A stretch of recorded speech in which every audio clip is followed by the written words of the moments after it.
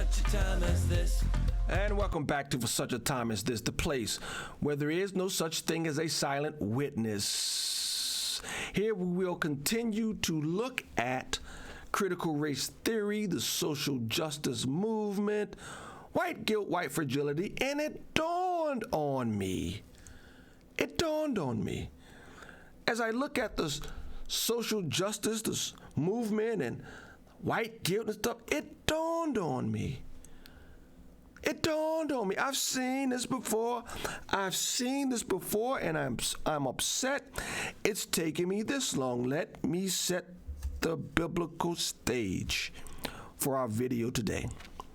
Genesis 3:1, Satan is talking to Eve, setting her up for the great fall.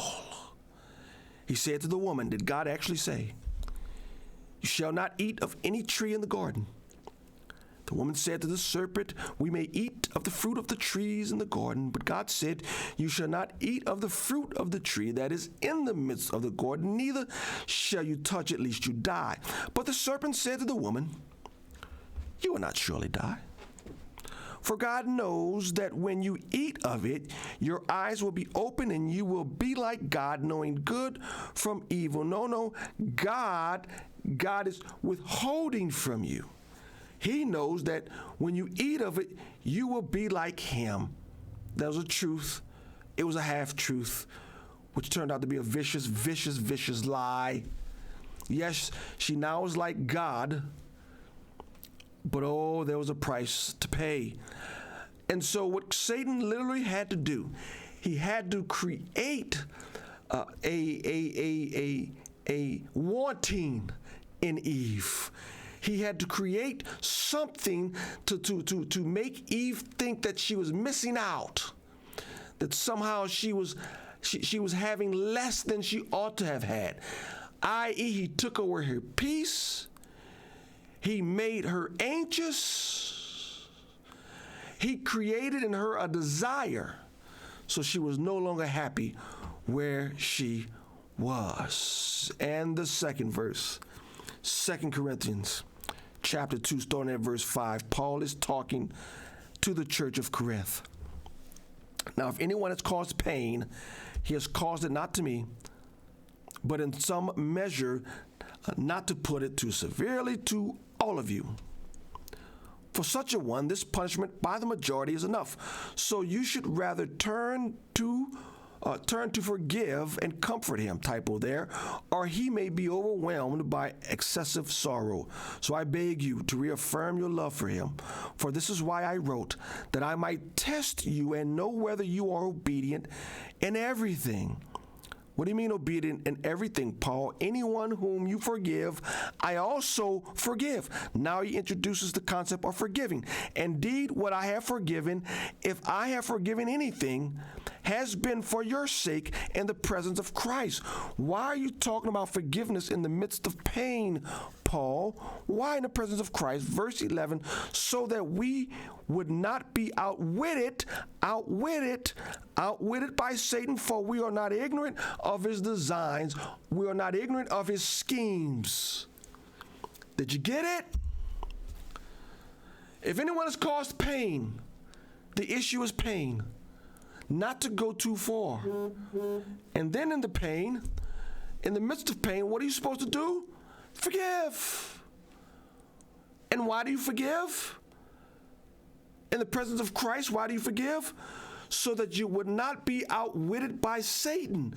For we are not ignorant of his schemes. I think a lot of people are ignorant of ignorant of Satan's schemes, not willing to forgive in the presence of Christ when there's pain. What Satan does, he takes pain, he multiplies it, he gets you to focus on it. You don't want to give forgiveness, and now Satan's got you. He's got you. Got you. And if there's not true pain, he's got to create it. If it's not true pain, he has to give a sense of perceived pain or perceived problem that you, Christian, are now not willing to forgive. And then Satan's got you. as he created a desire, he took away peace and created anxiety in the garden with Eve. Eve, did God really say? He had to create it in Eve so he could move her to action. Now, amongst black people, let's create a situation that makes blacks uncomfortable.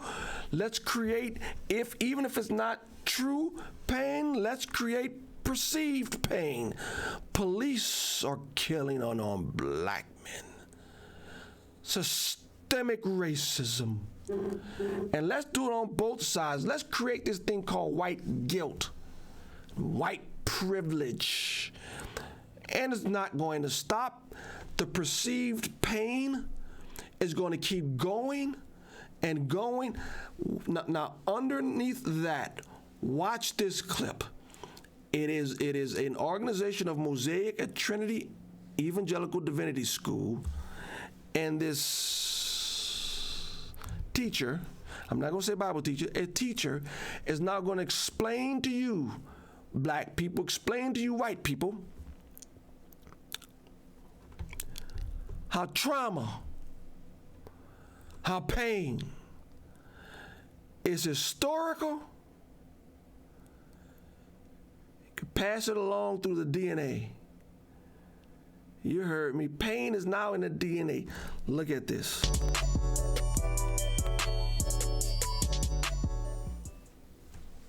Thank you so much. Thank you, everybody. So excited to be here, Christian. I love you as a host. I love the energy you bring. And Daniel, thank you so much for just inviting me to be here. So that leads me into trauma, which is what we're talking about today, the different types of trauma. So we look at historical trauma, and historical trauma is related to the trauma that a shared group experiences collectively, which spans generations. And this is something where individuals carry trauma-related symptoms who never actually experienced that particular trauma itself. So we look at slavery. That's the perfect example of historical trauma that we're still experiencing as African Americans today. And again, I don't have time to go into different people groups because other people groups have been oppressed and hurt by racism, but that's just a quick example. But transgenerational trauma is another. So when we look at transgenerational trauma, that is for a specific family line. So when you look at, trauma that's passing from one generation to the next, a lot of times you might call that a stronghold within a family system. And sometimes there's being research done about the effects of trauma as it relates to DNA and how it changes your DNA and can pass down to one generation to the next because of the trauma that was experienced. And so that's something that's going down the same family line.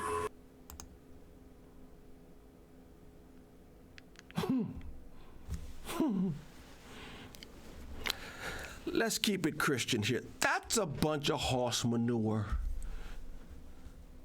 Oh, that's horse manure. DNA is not. Oh my. But you see, we're not fooled by his schemes. The enemy wants to keep someone in perpetual pain. And if it ain't real, he'll make it up. He'll make it up. Eve was not deprived by anything, but Satan made her think she was deprived. And I've talked to people, and those who are honest African Americans, I said, give me an example of systemic racism in the culture today. They can't. They go back to old things in the past. Of course there was systemic racism and slavery and Jim Crow and redlining. Of course it was not today, though. Trauma from slaves. So my ancestors hundreds of years ago who got whipped on the back of their backs, it has changed their DNA and it's passed through my DNA. So now I am given the right to feel oppressed by the white people because it's in my DNA. It's in my DNA.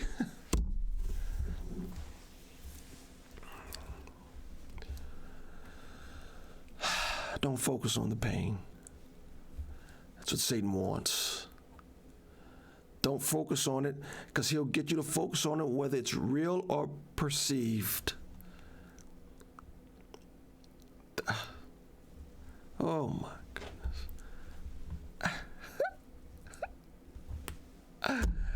We're not unaware of your schemes, Satan. It's not good. Oh my goodness. DNA. Trauma through DNA. Oh my.